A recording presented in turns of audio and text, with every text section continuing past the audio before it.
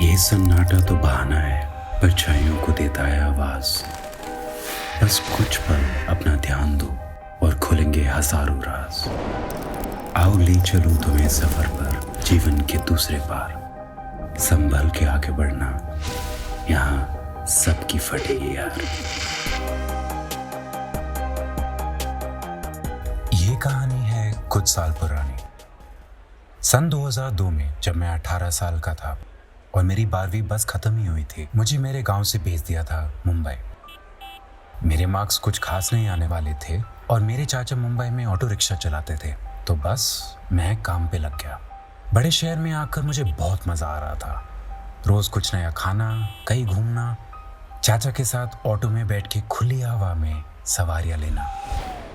कुछ दिनों बाद मैंने उनसे कहा कि मैं आज अकेले कुछ सवारियाँ लेना चाहता हूँ।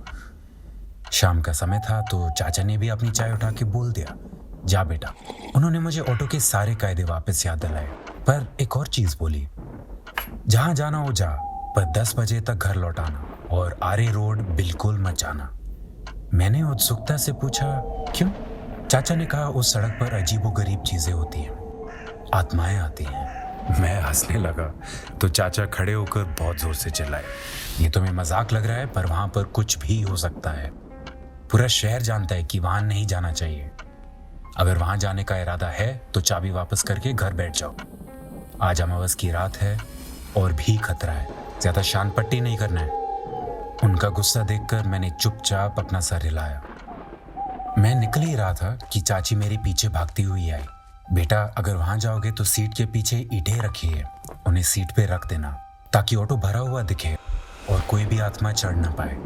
सफेद में औरत आती है, नॉर्मल सी दिखेगी, ध्यान रखना। मैं घर से निकल पड़ा। 2-3 सवारियां करी और आखिरी सवारी ने मुझे आरे रोड के नजदीक पहुंचा दिया। शाम के 7 बज रहे थे और अंधेरा हो गया था। चांद भी नहीं था और बादलों ने तारों को ढक दिया था। पता नहीं, पर उस मोड़ पर कुछ तो अजीब ही लग रहा था, पर देखने में क्या अर्ज था। मैंने कभी भूत नहीं देखा था और रुकूंगा थोड़ी, बस देख लूंगा। मैं मुड़ ही रहा था कि एक कौवा जोर से चिल्लाते हुए रिक्शा पार कर गया। अचानक पूरी सड़क की लाइट 3 सेकंड के लिए बंद हो गई। मैं थोड़ा डर गया। चाची की बात याद कर कर मैंने सीट पे ईंटें भर दी। फिर मैंने सोचा, आगे बढ़ते हैं, जो होगा देखा जाएगा। कुछ दूरी चलते ही एक लड़की ने सवारी चढ़ने के लिए रिक्शा पुकारा, पर उसने सफेद साड़ी नहीं पहनी थी, नॉर्मल जीन्स टॉप में थी। साधारण कपड़ों में भी वो बहुत सुंदर लग रही थी, मेरी उम्र के करीब ही होगी। वो इतनी गोरी थी कि रात के अंधेरे में चमक रही थी। उसके लंबे घुंघराले बाल थे और वो परेशान नजर आ रही थी। रात को अकेली लड़की, और तब तो सबके पास फोन भी नहीं थे।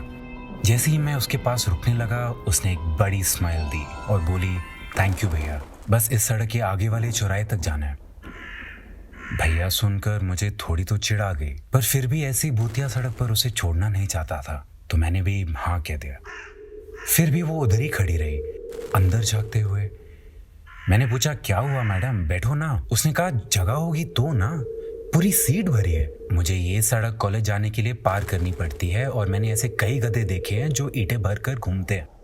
चुड़ैल को ईंट से कैसे भगाओगे? उसकी शक्ति बहुत ज्यादा होती है। मैंने ईंट हटाते हुए कहा, अरे नहीं, मैं तो कोई भूत प्रेत में नहीं मानता, ये तो बस। ये सुनते ही उसने कहा, अरे भैया कैसे नहीं मानते, मैंने उसे देखा है, सफेद साड़ी में, बहुत सुंदर है, एकदम लाचार बनकर बुलाने की कोशिश करती है। उसके लंबे सीधे बाल होते हैं, एक बड़ी बिंदी, और रुक गए तो बस मर गए। भागना भी हो तो तेजी से, क्योंकि वो पीछा करती है। मैंने बैठ के ऑटो चलाना शुरू किया। मुझे थोड़ा इरिटेशन होने लगा था। क्या बढ़ाई चढ़ाई कहानियां हैं ये। मैंने उससे जोश में आके कहा, भूत को कोई काम धंधा नहीं है कि सड़क पे आके ऑटो ढूंढे? पर उस लड़की के जवाब ने मुझ में थोड़ा खौफ भरा।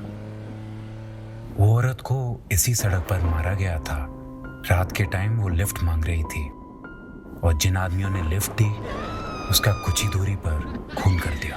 तो अब जो आदमी उसको उठा लेता है, उसको वो मार देती है। उसने ये बात बहुत गंभीर तरीके से बोला, जैसे कि उसने सच में चुड़ैल देखी हो। अगले कुछ मिनट हम चुपचाप बैठे रहे, पर जो मुझे आगे दिखा, मेरी फट गई। जैसे औरत डिस्क्राइब करी थी वैसे ही, सफेद साड़ी, लंबे बाल। मेरी सांस रुक गई। ऐसे लग रहा था सब स्लो मोशन में हो रहा है।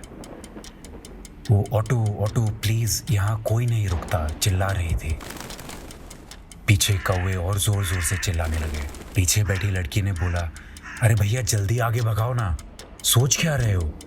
मैंने जो एक्सेलरेटर दबाया और वहां से भागा। वो औरत थोड़ी दूर तक मेरे पीछे भागी। हमें एक गड्ढा मिल गया तो गाड़ी भी जोर से उछल गई। मेरे पसीने छूट रहे थे और कान बज रहे थे। बस आगे बढ़ता गया बिना सोचे। उस औरत से थोड़े ही आगे पहुंचे थे कि वो लड़की ने धीरे से कहा, देखा वो असली ही है, और हल्के से हंसी। मैंने धीमी आवाज में कहा, मुझे इस सड़क पे आना ही नहीं था, पता नहीं मुझे घुसते ही लगा कि कुछ अजीब है। तो उसने पूछा, अगर ऐसी बात थी तो आप मेरे लिए क्यों रुक गए। मैंने कहा कि अंधेरे के टाइम सुनसान सड़क पे छोड़ना सही नहीं लगा मुझे, और यहाँ और कोई रुकता भी नहीं होगा। आप भी मेरी उम्र की होंगी, सेफ नहीं रहता है, और आपका कोई बुरा इरादा थोड़ी होगा। बस वो थैंक यू बोल के पीछे टिक गई। मुझे अब तक डर लग रहा था। मैंने सच में चुड़ैल देखी। मुझसे तो और कुछ सोचा न जा रहा था, बस घर पहुंचना था। वो लड़की का स्टॉप आया और उसने मुझे पैसे दिए। मैं चुट्टा निकालने के लिए दूसरी तरफ मुड़ा और जब देने की कोशिश की तो सिक्के नीचे गिर गए। वो लड़की गायब हो गई थी। मैंने नजर ऊपर करी तो वो आगे पहुंच गई थी, पर मेरा दिल थाम गया। जैसे वो चली जा रही थी मेरा ध्यान उसके पैरों पे गया, और उसके पैर उल्टे थे। वो मुड़ी, मुस्कुराई और हवा में गायब हो गई। उसके उल्टे पैर मुझे आज तक नजर आते हैं।